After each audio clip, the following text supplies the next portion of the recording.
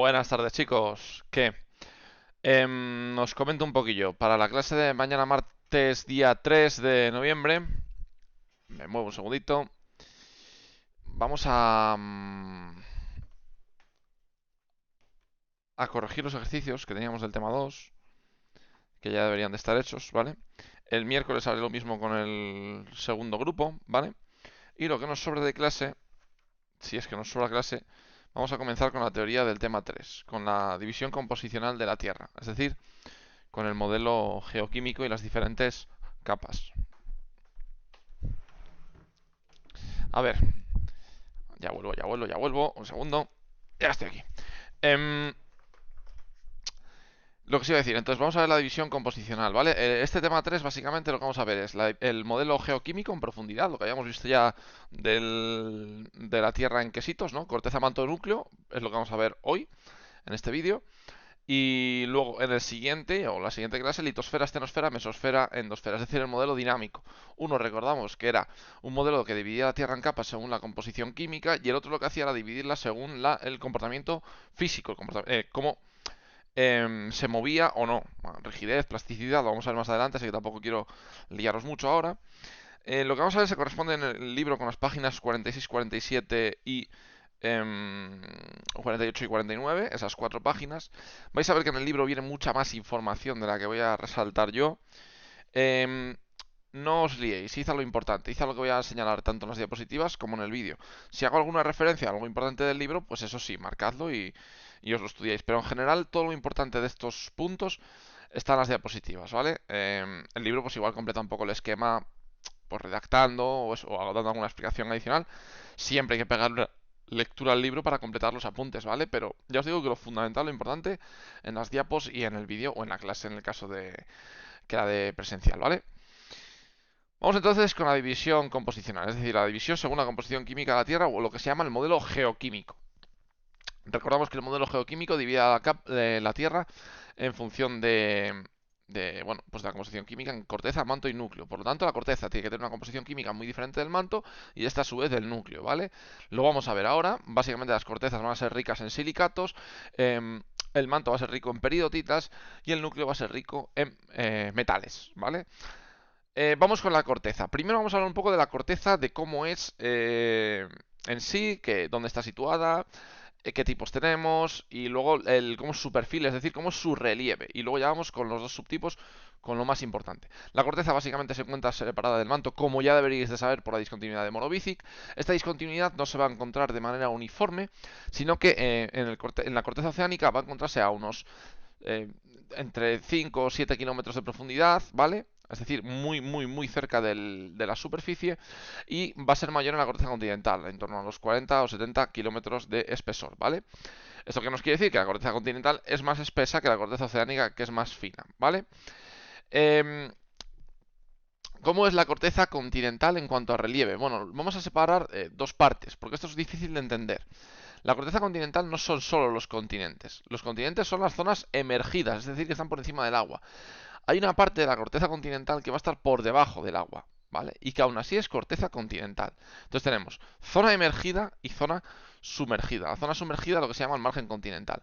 Se entiende bastante bien con esta imagen. Fijaros, la corteza continental, lógicamente, pues esta meseta que viene marcada la imagen, que es el escudo continental, el orógeno, que es la cordillera básicamente, el 3, que es la plataforma, luego la plataforma continental, que va a ser una parte que está sumergida, pero que aún así es corteza continental. Y por último, en el 5, el talud continental, que es el límite entre corteza continental y corteza oceánica, que esta pendiente tan grande que hay, ¿vale? Básicamente la corteza continental sería hasta aquí, esto es límite, ¿no? El 5 es el límite. Entonces, tened cuidado, la corteza continental no es solo lo que nosotros llamamos los continentes, África, Sudamérica, Norteamérica, Europa, Asia, tal, sino que también habría una parte que está por debajo del agua, ¿vale? Es esa parte que hasta donde empieza la corteza oceánica, que sería el talud continental. Ese sería el límite, ¿vale? Eso es lo importante de esta parte. En cuanto a las zonas continentales emergidas, tenemos muchos tipos, ¿vale? Pero vamos a hablar de los dos más contrapuestos, o los que mejor explican la diferencia entre uno y otro. Unos son los orógenos, que esto es fundamental, esta palabreja va a ser fundamental para cuando veamos los límites de placa, y otros son los cratones, un poco menos importante, pero lo voy a mencionar también. Los orógenos son básicamente las grandes cordilleras, ¿vale? Las grandes cordilleras que hay a lo largo de la Tierra y que son el resultado de los choques entre las placas litosféricas, como veremos en los días que vienen adelante. Fijaros, en el mapa son las zonas de azul clarito. Son zonas muy nuevas, son zonas que se están generando ahora mismo, ¿vale? Entonces, por ejemplo, tendríamos la zona del Himalaya, tenemos la zona de los Alpes, Pirineos, aunque no salga también sería, tenemos toda la zona de las Rocky Mountains y los Andes, ¿vale? ¿Veis? Entonces hay unas zonas que son azul claritas, esas zonas son las zonas de orógenos. Y por otro lado tenemos los cratones. Los cratones es justo la idea contraria. Es lo que en su día fue un orógeno, pero que llevan demasiado tiempo formados, que se han erosionado mucho. Entonces, por eso son zonas llanas y muy antiguas. Son los colores cálidos. Y nos los vamos a encontrar, pues, en las zonas centrales de los continentes normalmente, ¿vale? ¿Lo veis? Serían estas zonas de aquí. Hay un cratón en Sudamérica, otro en África, hay este de Norteamérica, en toda la zona de Siberia es un cratón gigantesco en realidad, quitando lo que sean los montes Urales que se están formando por la eh, compresión de Asia y Europa. Pero bueno, básicamente son zonas que se formaron hace mucho tiempo, que se han ido erosionando y que están ahí, pues eso, muy antiguas. Y que por eso tienen forma llana por culpa de la erosión, ¿vale? Hológenos y cratones. En cuanto a los márgenes continentales, recordamos lo que era el margen continental es esto de aquí, ¿vale? Lo que separa la zona continental de la zona oceánica, la corteza continental de la oceánica, todo esto sería un margen continental. Vamos a tener de dos tipos, los márgenes pasivos y los márgenes activos. Son márgenes pasivos, son aquellos donde no hay movimiento de placa, ¿vale? O sea, se acaba el continente, entra la corteza oceánica, pero no hay un límite de placa importante. Ahora os señalo en el mapa para que lo entendáis. Y las zonas activas son aquellas en las que, lógicamente, desde el punto de vista geológico, son muy activas. Como su propio nombre indica, tampoco hay que estudiar en Salamanca. Fijaros, un ejemplo muy sencillo. Si yo voy a la placa africana, tengo el continente. A ambos lados del continente tendría, evidentemente, zona sumergida del continente, que seguiría siendo corteza continental, pero conforme yo pase el talud, por ejemplo, por aquí, todo por aquí, todo por aquí, todo por aquí, todo por aquí, tengo corteza oceánica, ¿vale? ¿Lo entendéis? Estoy dentro del océano Atlántico en este caso y incluso el océano Índico, ¿no? Vale. ¿Por qué digo que esto es pasivo? Porque fijaros, aquí no hay ningún límite de placa cerca de lo que sería el continente. ¿Lo veis? Entonces es pasivo, no hay ningún continente chocando con África por aquí, ¿vale? Sin embargo, si yo me voy, por ejemplo, a Sudamérica o a Norteamérica, en la zona cercana al continente, donde acabaría el margen continental, tengo una zona de subducción. Hay algo, que lo vamos a ver más adelante que es ese algo, pero hay actividad, hay jaleíto. Y como consecuencia de este jaleo, de estas compresiones, que lo veremos más adelante, como estoy diciendo, pues hay sismicidad, hay vulcanismo, como ya sabéis, pues toda la zona de Chile, Ecuador, etcétera, son zonas geológicamente muy activas, con vulcanismo también muy activo, lo mismo en la zona de las Rocky Mountains, la falla de San Andrés, son zonas donde hay mucha actividad geológica, ¿vale? Este sería un ejemplo muy claro de margen activo y este sería un ejemplo muy bueno de margen pasivo, ¿vale? ¿Qué me encuentro en un margen continental pasivo? ¿Qué estructuras me voy a encontrar siempre? Me voy a encontrar la plataforma continental, que básicamente es cuando vosotros vais a la playa y os vais metiendo, cada vez cubre más, ¿no? Pues eso es la plataforma continental. Hay una pendiente que va bajando poco a poco. Pero de repente llegará un punto en el que hay un gran desnivel, ¿vale? Un desnivel muy, muy, muy acusado, que es el talud continental, que es lo que me va a separar lo que es la corteza continental sumergida, aunque esté bajo el agua, esto recuerdo, es corteza continental, de la llanura abisal, que es corteza oceánica, ¿vale? Esto es lo que se llama precontinente, porque aunque no se ve a simple vista, ya es corteza continental, y la llanura abisal ya sería corteza oceánica. Por eso de esta manera, como si fuese de parvulario, tengo sí, no, margen continental, y esto ya no es continente, sino que es corteza oceánica. ¿Entendido? Esta corteza de aquí y esta corteza de aquí. Las márgenes continentales activas, que vamos a ver, vamos a ir al ejemplo típico, que es con el que mejor se entiende, en Sudamérica, se van a producir porque hay un límite de placas. Es decir, yo tengo una placa, en este caso la placa de Nazca, una placa oceánica, que está chocando, se está desplazando hacia aquí, con la placa sudamericana, que a su vez se está moviendo hacia aquí. Como consecuencia de ese choque se provoca actividad geológica, sísmica, volcánica, que la vamos a ver más adelante y la vamos a saber caracterizar muy bien. No quiero entrar en ello. ¿Qué diferencias me voy a encontrar? Que esto es lo que me interesa en cuanto al relieve, que es lo que estamos viendo de momento. El relieve de estos dos. Pues que en el pasivo yo tengo lo que os he comentado antes, plataforma continental, talud y llanura abisal. Llanura abisal ya no sería parte del margen continental. Mientras que en el margen continental activo me encuentro la llanura abisal, el fondo oceánico, el talud continental exactamente igual y la plataforma continental. Pero aparte me encuentro una estructura más, que es la fosa oceánica. Y la fosa oceánica, chicos, se produce porque cuando la placa, en este caso la de Nazca, choca con la placa sudamericana, como es más densa, se va a subducir. Y como consecuencia de esa subducción, se ve muy bien en un vídeo que os he puesto, que lo vais a tener que ver en casa, como consecuencia de esta subducción se forma la fosa, en este caso, pues no me acuerdo cómo se llama, esta fosa submarina, no me acuerdo el nombre, esto es de geografía. Pero bueno, así sería como se forma, por ejemplo, la fosa de las Marianas, que está en el Pacífico, ¿vale? Ahora no recuerdo esta fosa, tengo que buscar el nombre. Entonces, diferencias entre el margen continental pasivo y el activo. La presencia de la fosa oceánica. Aquí, como no hay subducción, no hay fosa. Aquí, como sí hay subducción, sí hay fosa. ¿Vale? Que se os vayan quedando estos nombrajos tan raros de subducción, de tal, porque los vamos a ver más adelante, ¿vale? Esto es todo una gran explicación, lo que pasa es que lo tenemos que dar en días, ¿vale? Y es complicado, vamos a ir fragmentando poquito a poco, ¿vale? Está la diferencia de relieve entre un margen continental pasivo y un margen continental activo. Continuamos con el relieve de la corteza oceánica. Ya hemos visto el relieve de la corteza continental, tanto en la zona emergida como en la zona sumergida, ¿vale? Vamos con la corteza oceánica, evidentemente sumergida, porque es el océano. ¿Qué grandes estructuras tenemos? La llanura abisal, que ya hemos hablado de ella, que es esa gran llanura que se sitúa entre los continentes y las dorsales oceánicas. Tenemos la dorsal oceánica, que ya hemos hablado de lo que es en el tema anterior, ¿verdad? Esa gran cordillera que atraviesa los océanos por el medio, como es el caso de la dorsal atlántica, que sería el mejor ejemplo, ¿verdad? Y lo más interesante de esto es que a ambos lados de la dorsal oceánica yo me voy a encontrar esas llanuras abisales, ¿vale? Todo esto es llanura abisal, ¿lo veis? Y todo esto es llanura abisal. Y en el medio la gran cordillera, ¿eh?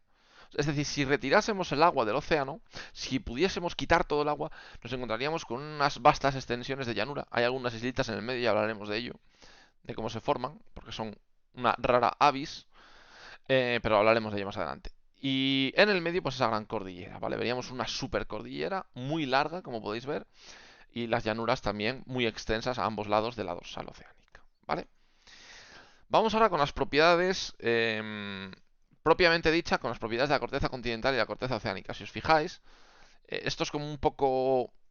Está un poco fuera de sitio esto desde mi punto de vista, pero como el libro viene ordenado así no lo quise cambiar. Pero fijaros, hemos dicho que iba a dividir la capa en corteza, manto y núcleo, y todavía no he empezado con la división. He estado describiendo cómo es la corteza, su relieve, ¿vale? Entonces esto es como un poco introductorio. Vamos ahora sí con la división composicional de la corteza. La corteza continental. Si vamos a dividir en corteza continental y corteza oceánica es porque hay unas diferencias. Estas diferencias son importantísimas. Importantísimas. Importantísimas, tres veces. Primera propiedad, la densidad de la corteza continental es menor que la de la corteza oceánica. La corteza continental tiene una densidad media de 2,7 gramos partido centímetro cúbico. ¿Por qué esta densidad es menor? Porque el material del que está hecho, o el material mayoritario del que está hecho la corteza continental, es granito. O son rocas resultantes de los granitos, o familia de los granitos, o cosas muy parecidas al granito. Pero esto se suele decir que son, bueno, pues de la familia de los granitos. Es decir, con un alto contenido en sílice. El sílice es un material poco denso, ¿vale? Por lo tanto, cuanto mayor contenido en sílice tengo en una capa, menor es la densidad de dicha capa. Además, en la corteza, a medida que yo voy a ir aumentando la profundidad, va a haber cada vez un mayor grado de metamorfismo. Hablaremos de esto cuando veamos el tema de metamorfismo. ¿Esto qué implicará? Pues una aparición de rocas metamórficas muy importantes, como por ejemplo el gneiss, que no es más que un granito ordenado. ¿Vale? Lo veremos en metamorfismo. La corteza continental, además, como os decía ya anteriormente, es más gruesa en la zona orogénica que en la zona de cratones, porque los cratones se han erosionado, los orógenos se están formando, por lo tanto es más gruesa. Los orógenos pueden llegar a unos 70 kilómetros de espesor, mientras que en los cratones puede ir a unos 25 únicamente, ¿vale? Hay bastante diferencia. Vamos con la corteza oceánica. La corteza oceánica, por contra, va a ser mucho más delgada que la corteza continental, con solo 6-7 kilómetros de espesor, más o menos. Va a ser una corteza rica, químicamente hablando, en un tipo de roca llamada basalto, ¿vale? Y derivados del basalto. Lo mismo que decíamos antes de la familia de los granitos, pues familia de los basaltos y cosas parecidas al basalto. Por lo tanto, va a tener un bajo contenido en sílice, ¿vale? Este bajo contenido en sílice, como el sílice es un elemento ligero, va a hacer que la corteza tenga una alta densidad. Es decir, la densidad de la corteza oceánica va a ser de unos 3 gramos partido centímetro cúbico. Esto es de una importancia fundamental para cuando expliquemos la dinámica, perdón, los límites de placa, ¿vale? ¿Y qué ocurren en los límites de placa? Esto es importantísimo, lo de los materiales y las densidades. Si continuamos en profundidad debajo de la corteza, teníamos el manto. El manto que se va a dividir desde la discontinuidad de Morovici, que estará entre los 6-70 kilómetros, dependiendo del tipo de corteza, hasta la de Gutenberg, que la encontramos a unos 2.900 kilómetros de profundidad. El manto se divide a su vez en manto superior y manto inferior, dependiendo un poco del comportamiento. Por lo tanto, no tiene mucho sentido. Bueno, sí tiene sentido, pero no voy a deciros por qué se diferencia. Químicamente es muy homogéneo el manto. Va a ser rico en un tipo de rocas llamadas peridotitas. Como el manto es la capa más espesa de la Tierra y es rico en peridotitas, la peridotita va a ser la roca más abundante de la Tierra, aunque en superficie no sea muy común de encontrar, de hecho sea rara, ¿vale? Químicamente, como os digo, el manto es muy homogéneo. ¿Y qué es lo que va a ocurrir conforme vayamos aumentando la profundidad? Pues que la densidad será mayor. Si os dais cuenta, en el manto superior tenemos una densidad aproximada de 3,5 gramos partido centímetro cúbico. Será mayor que la corteza oceánica y que la continental, lógicamente. Por eso no se va para arriba, porque si no, claro, si fuese menor estaría por encima el manto. Entonces, lógicamente, es mayor que ambas. Y va a llegar a los 5,5 en la zona en límite con el núcleo, ¿vale? O sea que la densidad va a ir aumentando con la profundidad. Esto sería un poco lo más importante. Y vamos con el núcleo. El núcleo se extiende desde los 2.900 kilómetros de la discontinuidad de Gutenberg hasta el centro de la Tierra, 6.370 kilómetros aproximadamente, ¿vale?